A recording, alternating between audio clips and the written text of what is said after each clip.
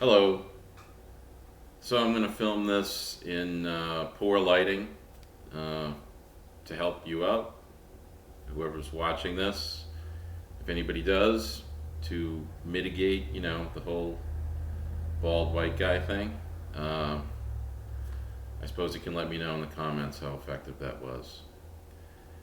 So I need to tell you a story that's based entirely on fact.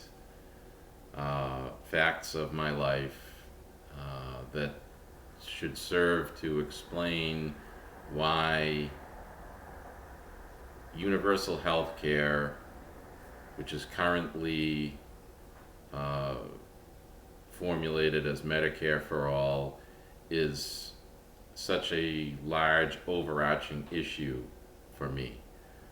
Um, Once upon a time, I was married, and my wife at the time was expecting a child.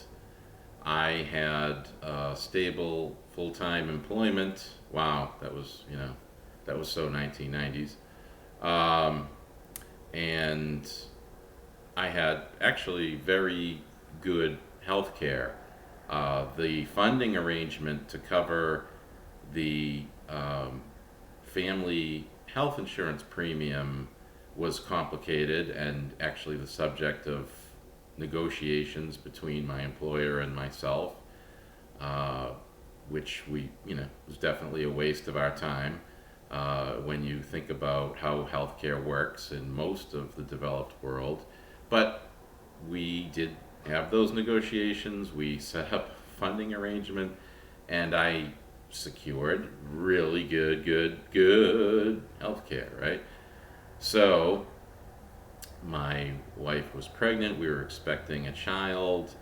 Um, I took her to all the OBGYN appointments, and I called the insurance company, and every time I went, just about every time I went to those appointments, I would uh, stop by with the billing office and make sure that everything was in place. I had my authorizations, uh, the my insurance information was up to date. I was so on top of this that the folks in the billing office at the hospital were rolling their eyes at me. I mean, what is it with this guy? Why, he should think about his wife. Damn it, you could tell that they were kind of disgusted by me because I was always bringing it up, and like I say, I was in frequent, regular contact with the insurance company. Yep, okay, yep, get the authorization, all set. So, it came time. Finally, it was very nerve wracking experience. That was so long ago that was that that's when I got a cell phone, right? Because my wife was pregnant. Uh, Prior to that, I didn't have a cell phone, but I got the cell phone to make sure I could get up there and you know bring her to the hospital when it came time. Well, it wasn't a straightforward uh, in and out process. Um, there was, the due date had come and passed, and baby didn't want to come out, and it became a bit of a high risk pregnancy. So, to continue, uh, the time came. It was past the due date. It was deemed a high risk pregnancy for a variety of factors, including the fact that it was past the due date. Uh, the delivery was accompanied by a small team with what looked like, I'm sorry, it looked like a vendor's hot dog cart from which a street vendor would sell hot dogs. Yeah, I know. I'm not a doctor. I'm not a nurse. Don't know what the hell I'm talking about. But this was like a rapid response team that was there in case the there were complications to this high risk delivery. Um, the baby was delivered in um, meconium. Uh, if you're familiar with what that is, uh, so it was more involved than the average delivery, and the bill for this delivery was slightly in excess of $40,000. So, how much of that was covered by this really, this Cadillac health insurance plan that I had secured through my employer? Nothing. Mm, mm, yeah, nothing. Not a fucking penny of it was covered. Yep, that's right. After all my calls and visits into the billing office, make sure everything's in place, get the pre authorization, they didn't cover anything.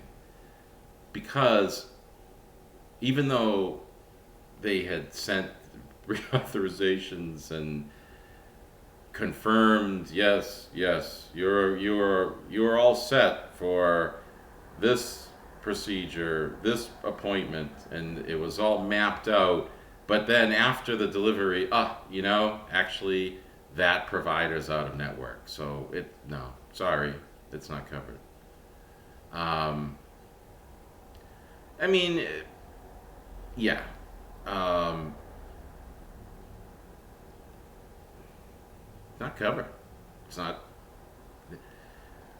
I should have caught this, right? Instead of calling the insurance company, and instead of talking to the people in the hospital billing office, I should have done more. Yeah, you're right. I should have done. But this kind of loophole, fine print bullshit is not unique to my situation. If you think it is, you're a silly fuck. Okay, it is not unique to my situation. This is standard operating procedure, which is, yep, okay, yeah, you're all set, and then someone else in a different department after the fact is just gonna neatly uh, put this through an algorithm and find the little hole in it, and you're no coverage, no cover. Sorry, no coverage.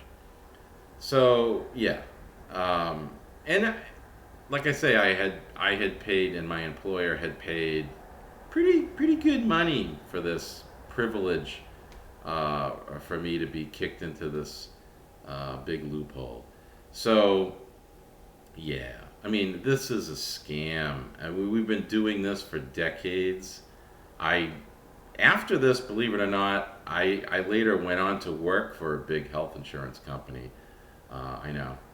I guess I have absolutely zero principle. In other words, I'm, a postmodern human being trying to get by.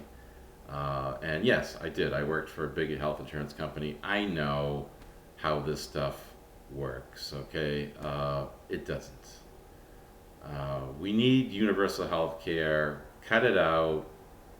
Cut the bullshit. It actually saves money. Macroeconomically, if you compare the costs with little small pockets of insureds versus one huge pool of insureds, and you compare taxes to premiums, yeah, universal health care is actually a lot cheaper. So come on, enough, vote on it.